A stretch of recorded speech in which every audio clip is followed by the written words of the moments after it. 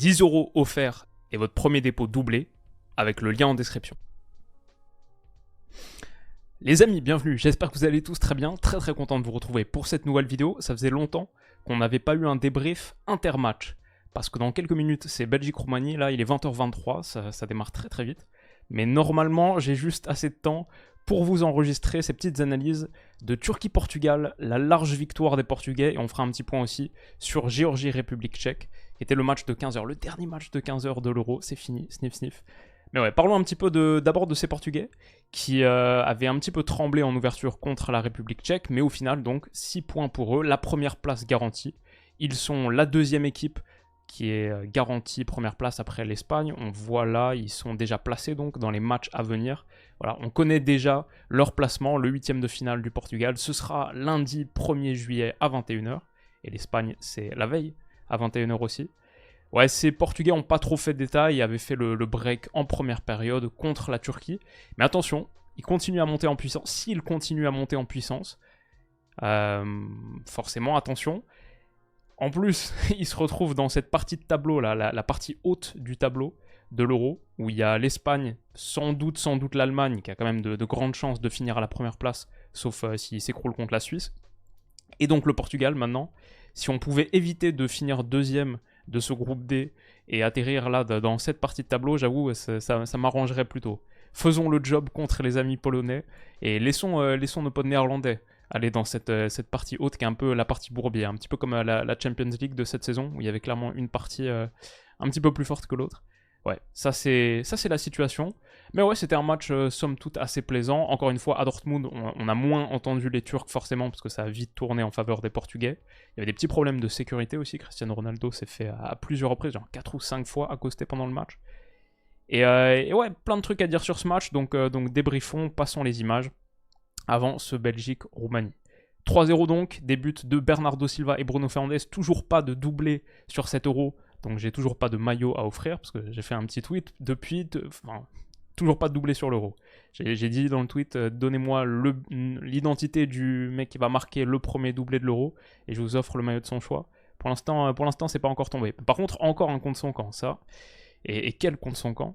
Ça aussi, c'est une des histoires de ce championnat d'Europe des Nations. Bref, les Portugais l'ont fait contre des Turcs qui démarraient ce match sans Kenan Yildiz et sans Arda Güler, les deux qui sont entrés en cours de jeu. Mais donc Kerem Aktürkoğlu, qui était rentré, il me semble, et surtout qui est un bon petit joueur positionné sur l'aile gauche, et Barış Alper Yılmaz, ok, en pointe, Can et Çalhanoğlu, la paire de l'entrejeu, avec Kökçü, qui était le 10. Kadioglu, on l'attendait, il était là, bien sûr, évidemment. Et il a été un petit peu moins en vue, pas mauvais, quand même un des meilleurs Turcs, je dirais. Mais sa paire avec Kenan Yildiz est tellement bonne d'habitude. Au premier match, ça avait vraiment été très fort contre la Géorgie. Là, forcément, on l'a moins vu. Côté portugais, c'était enfin le 4-3-3 que j'imaginais, je pense celui de la vidéo de retour, où on disait donc non seulement Pep, Ruben Dias, Cancelo et Nuno Mendes dans leur bonne position, entre guillemets, mais surtout l'entrejeu, Palhinha, Vitinha, Bruno Fernandes. Palhinha a été sorti à la mi-temps, et il ne s'est pas particulièrement distingué, donc je sais pas si on va conserver cette ossature pour cette formation pour les matchs à élimination directe, notamment pour le 8e de finale, la 1er juillet. Mais sinon, Rafael Leao, Bernardo Silva et Cristiano Ronaldo, le 4-3-3, même si le positionnement de Bernardo, évidemment, assez fluide. Tout de suite, j'ai vu un Portugal dans une configuration tactique très différente de celle contre la Tchéquie, parce que la Turquie cherchait à les presser haut.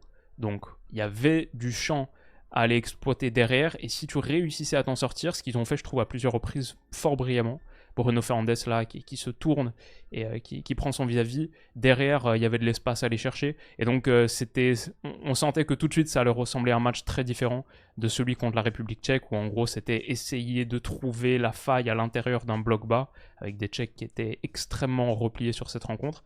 Donc, très différent. Et là, au bout de cette action, le centre de Bernardo Silva trouve Cristiano Ronaldo, une frappe cadrée, là, au bout d'1 minute et 7 secondes de jeu. Donc, ça part très fort. Et des signes d'un match prometteur.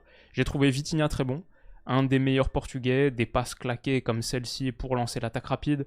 Pour Bruno, le ballon par-dessus, encore une fois, pour Cristiano, malheureusement, son geste n'est pas tout à fait bien exécuté. Et Bardakji revient. Je crois que Ronaldo, il y a eu des moments où il a été très bien intégré à l'intérieur du jeu collectif portugais. D'autres où on a vu que c'est plus le Ronaldo Prime, évidemment. Des petites approximations techniques de dernier tiers qui lui ressemblent moins. Donc ce sera intéressant de voir sur les phases à élimination directe maintenant. Est-ce qu'il peut lui aussi continuer à monter en puissance, même s'il n'a pas fait un mauvais match, une passe décisive, aurait pu en avoir 2. Et je trouvais dans l'ensemble bien dans le ton du jeu. Mais ouais, des petits moments où, moi comme je regarde pas le championnat saoudien, c'est le moment où je reconnecte avec Cristiano Ronaldo et on voit, ok, à quoi ça ressemble maintenant. Évidemment, c'est pas tout à fait le Ronaldo d'antan, mais le Portugal a pas non plus 1000 options et pour l'instant, je trouve qu'il est tout à fait pertinent. Ok, des mouvements comme ça où Cancelo vient s'insérer à l'intérieur dans le demi-espace, donc malgré sa position sur le papier de latéral, on voit par exemple que c'est un Bernardo Silva qui prend la largeur. Donc ce Portugal était assez fluide, même avec le 4-3-3 sur le papier dont on a discuté. Relais sur Bernardo, qui s'appuie encore une fois sur Cancelo. Je ne sais pas si j'ai énormément aimé le match de Cancelo. Sur les choix offensifs, même là par exemple, il y a un dédoublement intérieur de Vitinha qui est très bon. Et je pense que s'il le voit, il doit le servir. Mais il va plutôt partir dans un dribble comme ça, en soliste. Il a de la réussite parce que son dribble passe entre les jambes de Bardakji. Et Vitinha, qui a fait la course de dédoublement intérieur, du coup est servi entre guillemets par ce dribble, mais je pense pas que c'était l'intention. Je pense que là c'était dribbler. Donc Cancelo, il y a eu des choix offensifs, même si là ça aboutit typiquement. Je sais pas si j'étais totalement convaincu. Renversement par-dessus, centre de Vitinha au second poteau, pas très bien ajusté. Mais dans l'ensemble, ouais, des mouvements portugais. Typiquement, sur ce qu'on disait sur Ronaldo, là il réussit un dribble, passement de jambes, il allonge Bardakji, mais derrière du coup, honnêtement, je pense qu'il a l'espace pour aller poursuivre sa course et pénétrer dans la surface plutôt que tenter un centre un petit peu en déséquilibre comme ça. Peut-être on sent que, ouais, malgré le fait qu'il ait passé ce dribble, il y a un petit manque de vivacité. Forcément, le gars est quasiment un quarantenaire, 39 ans, qui fait que c'est pas le Ronaldo d'antan, on a plus envie de le voir à la réception de ses centres, sans doute, qu'à l'origine. Mais dans l'ensemble, bon Portugal. Quand la Turquie a réussi à s'en sortir, et franchement, leur phase de relance est pas mal. Hein. Je pense encore que la Turquie, avec ses 3 points dans ce groupe-là, si on regarde, comme Géorgie et Tchéquie, on va analyser le match, on fait un petit peu le groupe F dans la même vidéo. Si on regarde le classement, où est-ce qu'on peut voir ça? Hop, ici. Dans ce groupe F, la Turquie bénéficie vachement du match nul entre Tchéquie et Géorgie, reste à 3 points. Donc maintenant, ils vont jouer la République tchèque en dernière journée. Ils sont quand même dans une bonne position pour aller accrocher la qualif. Et je pense qu'ils peuvent faire quelque chose dans ce tournoi. Ils montrent des choses, cette équipe de Vincenzo Montella, elle montre des choses sur sa phase de relance par exemple, qui sont prometteuses je trouve. Là, elle s'en sort très bien. Et ensuite, cette passe là à l'intérieur, elle est hyper dangereuse. Mais Pep a fait un top match. À 41 ans, le match de Pep, c'est... Est-ce que les chiffres vont en ce sens? On peut regarder un peu du côté de Pep. Il y a 2 tacles réussi sur 3 tentés, 7 dégagements pour Pep, c'est massif, c'est énorme, 7 dégagements. Le deuxième joueur est à 4, ensuite c'est 3, 7 dégagements pour Pep, et dans l'ensemble une partie très sereine pour le Quadra, qui n'a pas fait son âge, qui a sorti des interventions de grande classe, de haute volée. Donc ouais, même ce Portugal qui parfois se faisait trancher sur la phase de relance turque, je pense qu'il y a pas mal d'équipes qui vont se faire trancher sur la phase de relance turque, était tout à fait solide derrière. Aussi, Rafael Leao et Nuno Mendes, ça marchait bien et mieux que ce qu'on avait vu contre la République tchèque, où face à un bloc bas, très bas, et ils se comprenaient pas tout à fait. Là, avec plus d'espace à attaquer, on a vu des combinaisons comme celle-ci qui sont très dangereuses. Et c'est celle qui amène le premier but d'ailleurs. Un appui de Nuno sur Rafael Leao, centre en retrait, l'arme fatale du foot, centre en retrait depuis cette zone à ras de terre, parce que souvent même dévié comme ça, ça rappelle le but égalisateur, je vais dire, de l'Albanie contre... C'était quoi ce match où ils égalisent à la dernière seconde, de partout? Une équipe qu'on aimait bien, je crois, qui prend ce but. À la Croatie. La Croatie qui était à quelques secondes de prendre sa première victoire. Et un centre en retrait comme ça, dévié par Choutalo justement. Voilà, ça atterrit dans les pieds de Bernardo Silva qui transforme l'offrande. 1-0 pour le Portugal. Et derrière, ça va dérouler. Intervention de Joao Cancelo ici. Il bat son vis-à-vis. Derrière, comme on disait, les mauvais choix, je trouve. Les mauvais choix parce que au lieu de lancer Ronaldo immédiatement, il fait une petite semelle Et ensuite, sa passe, elle est catastrophique. Et Ronaldo se plaint. Et il lui dit, mais non, t'aurais pu continuer ta course. Mais non, non, il n'y avait clairement pas de course à aller faire. Heureusement. Et le réalisateur le montre à peine. Voilà, c'est la meilleure image que je vous ai trouvée. On est entre le plan serré sur Cancelo et la passe en retrait qu'on commence à voir. Le gardien Altay qui dit non, non, me la mets pas, t'inquiète, je vais m'en saisir de mes mains dans ma surface. Et la passe en retrait en direction du but, catastrophique. Encore un but contre son camp. Ouais, c'est une grosse erreur. 2-0 pour le Portugal, et à partir de ce moment-là, le match est plutôt plié. Aktürkoğlu a continué à faire des dégâts sur son côté. Je trouvais que c'était sur cette première mi-temps, même s'il n'est pas impressionnant techniquement, je trouvais qu'il a fait de belles différences. Et là, par exemple, il bat Cancelo, ça frappe. Ils font un très bel arrêt de Diogo Costa. Peut-être que là aussi, Costa fait un tournoi très solide, je trouve. Et il empêche le Portugal, là, ou la Turquie, de revenir dans ce match. Belle intervention. Il y a un moment, je trouve, où Ronaldo n'a pas respecté le jeu. C'est ici, sur cette passe de Bernardo Silva. Quand il est servi, il y a le dédoublement de Rafael Leao. Je pense que tu lui mets. Après, c'est peut-être, il n'y a pas. Ouais, peut-être on peut dire, peut-être qu'il a vu ça que derrière, même si Leao est servi, il n'y a pas vraiment de centre en retrait à mettre. Bernardo Silva, est-ce qu'il va vraiment aller gagner un duel là? Bon, peut-être c'est compréhensible. Il a évidemment confiance en son pied droit, mais il va la tenter. Elle passe largement au-dessus. Peut-être ça, c'était pas tout à fait le bon geste et Leao est un poil dépité, mais il dit pas grand-chose. Ouais, cette action quand même m'a un petit peu interpellé. Comme celle-ci aussi où Aktürkoğlu fait des ravages sur son couloir, il bat Cancelo et ensuite il bat Palhinha qui sera sorti à la mi-temps. Est-ce que c'est suite à cette action? Pas impossible, parce que son centre en retrait, s'il n'y a pas un Pep qui lit dans l'âme de la Turquie, qui aspire l'âme d'Aktürkoğlu et qui anticipe à la perfection ce centre incroyable, et même de mobilité, presque même physiquement cette action, pour un gars de 41 ans, superbe extension pour couper ce centre, magnifique Pep, et derrière Vitinha, comme j'ai dit, qui a été très bon, qui gagne la faute, tentative de contre-pression de la Turquie, c'est Çalhanoğlu ici, mais Vitinha qui gagne la faute, très bien joué. Ah, le Portugal de vraies belles séquences. À part peut-être Rafael Leao qui prend un deuxième jaune consécutif et donc sera suspendu pour le troisième match, mais ça à la rigueur tant mieux, c'est un peu comme Rodri dans le match de l'Espagne, c'est comme ça tu purges ta suspension avant les grosses rencontres, celles qui comptent, comme le Portugal est assuré de terminer premier. Mais deuxième jaune consécutif en 2 matchs, les 2 pour simulation, c'est quand même un peu gros. Et au début, je pensais que c'était très sévère, mais j'avoue, en revoyant l'action, ouais, c'est vrai, il se laisse tomber. J'avoue, Félix Fire, qui n'a pas été très inspiré, je trouvais, l'arbitrage dans ce match en général. Là, pour le coup, je comprends qu'il donne le jaune. Et ouais, no jugará el siguiente partido. Je regardais sur la chaîne espagnole. Il ne jouera pas le prochain match. Carton jaune, là, pour Akaydin. Je comprends pas trop pourquoi. J'avoue, moi je crois qu'il a fait un tacle quasiment parfait. Et Zeki Çelik aussi prend un jaune pour contestation. Ils étaient pas loin de péter un câble là. Mais les bons mouvements de Ferdi Kadioglu par exemple, ici, il y a de l'appui à l'intérieur, ça rejoue sur lui. On l'avait vu contre la Géorgie être un des dépositaires du jeu sur son couloir gauche. Bah, là, il n'y a plus l'association qui faisait mal avec Kenan Yildiz. On voit ici, il essaie de combiner avec Kerem Aktürkoğlu. Ça passe pas, c'est bien défendu aussi par Ruben Dias, qui a fait un match très correct, très solide.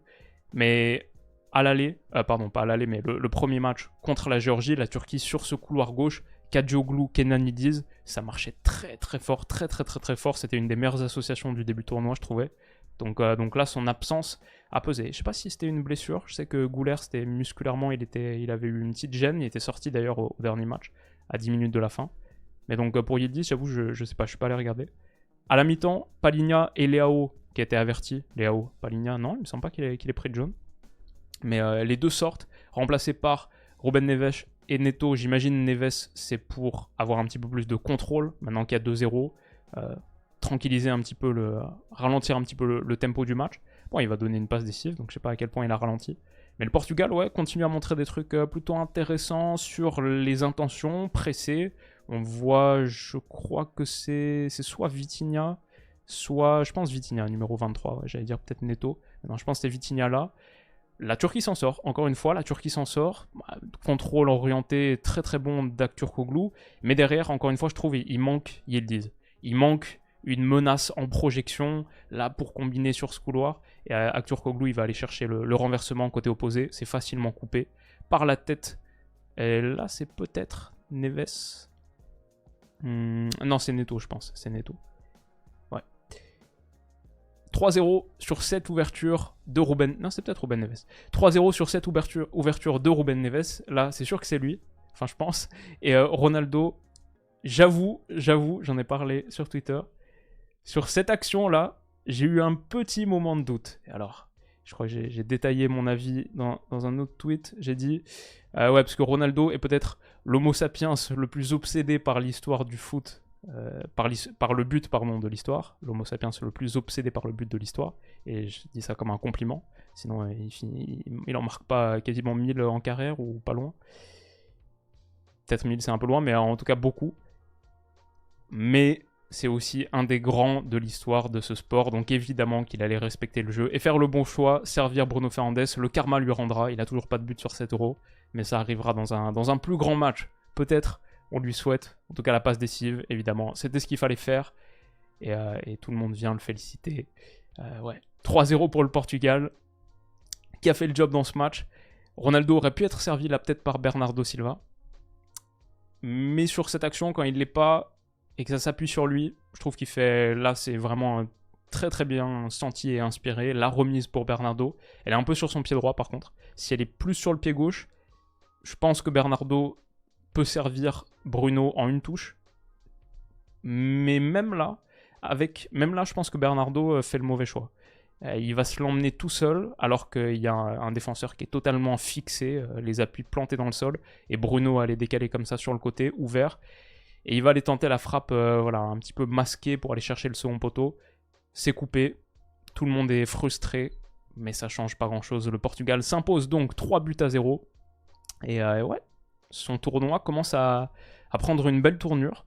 On verra donc s'il laisse une opportunité à la Géorgie de se qualifier en faisant tourner. Parce que dernier match, là, la Géorgie va avoir besoin de prendre sans doute les 3 points. Quoi qu'il en soit, le Portugal est assuré de terminer premier. Parlons de ces Géorgiens et un petit peu de la République tchèque. Hop, on y est. Il nous reste 20 minutes avant le match d'ouverture, avant le match de la Belgique. Donc, je vais accélérer un peu. Et je vais dire un partout. Dans une rencontre que les Géorgiens sont dégoûtés de ne pas avoir gagné, les hommes de Uli Sagnol, parce qu'à la 95e minute, à 5 secondes de la fin, ils ont eu 7 occasions. Comme j'ai dit, c'est un peu le Randal Colomwani versus l'Argentine de l'histoire de la Géorgie. On rappelle, premier grand tournoi de leur histoire. Ils n'ont jamais donc gagné de match de grand tournoi de leur histoire, comme ils ont perdu de manière douloureuse un peu contre la Turquie en ouverture. Donc ouais, leur moment Colomwani. Maintenant, même si ils ont cette frustration, le match il a quand même fini 27 tirs à 5 pour la République tchèque. Et ouais, dans l'ensemble, les Tchèques ont poussé sans réussir à faire la différence. La Géorgie, donc 3-5-2, avec Mikotadze, Kfara, Mamardashvili dans les buts, a été immense. 11 arrêts pour lui. 11 arrêts. Je sais pas si on se rend compte. C'est monumental. Genre Courtois contre Liverpool là, en finale de Champions, je sais plus combien c'était. On doit être à peu près dans la même catégorie de match. 4,19 XG rencontrés. Et donc il en a évité, il a pris un seul but, donc il en a évité 3,19. 11 arrêts, énorme Mamardashvili qui, comme prévu, est en train de faire un très très gros tournoi. À l'aller aussi, le premier match, aussi, il avait été très très bon. Côté République tchèque, donc, Patrick Schick et Adam Lozek titulaires, les deux ensemble, ce qui était intéressant. Et ouais, ça finit donc un partout, avec une Géorgie qui est toujours aussi kiffante à regarder, je trouve.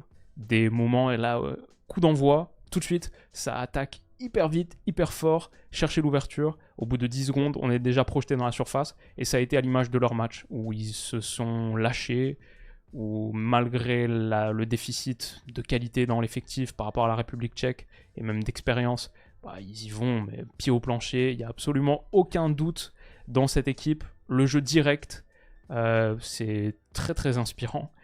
Et par contre, ils sont vulnérables défensivement. Sur les touches, encore une fois, une des histoires de ce tournoi, on a vu par exemple un gars au second poteau trouver, il faut un gros arrêt de Mamardashvili, puis un deuxième, ça c'est au bout de 2 minutes de jeu. La Géorgie, franchement, en transition, là je crois que c'est Zuriko Davidashvili, le gars de Bordeaux, qui était titularisé sur ce match, qui fait une poussée plein axe magnifique, il y avait sans doute faute sur lui, continue à faire des ravages sur son couloir, accéléré, et peut-être un penalty, peut-être, c'est... Ouais, je pense... Si tu le donnes pas, il n'y a pas trop de raison d'aller checker la VAR. Si tu le donnes, il n'y a pas forcément de raison que la VAR l'enlève, je pense. Donc 50-50. Mais la Géorgie, leur problème, c'est défensivement. Où ils concèdent beaucoup de choses. C'est pas pour rien que Mamardashvili fait 11 arrêts, qu'ils ont encaissé 4,19 XG sur un match.